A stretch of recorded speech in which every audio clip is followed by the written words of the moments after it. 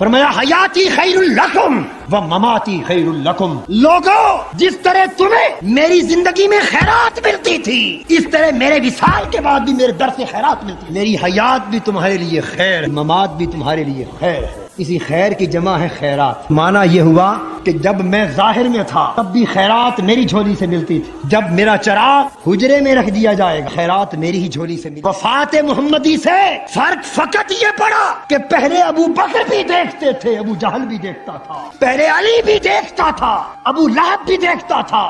اب وصال کے بعد پردے نے اتنا فرق ڈالا کہ ابو بکر اور علی کی آنکھ ہو تو آج بھی دکھائی دیتے ہیں، ابو جہل ابو لہب کی آنکھ ہو تو دکھائی نہیں دیتے. 1200 سال سے امت 12 ربیع الاول کو ولادت پر خوشی اور جشن تو مناتی ہے، سوگ نہیں مناتی. اس لیے کہ سوگ اس کا منایا جاتا ہے جو آ کے چلا گیا، اور جو ہمیشہ کے لیے آ گیا ہو اور ہمیشہ کے لیے رہے اس پر سوگ نہیں منایا جاتا.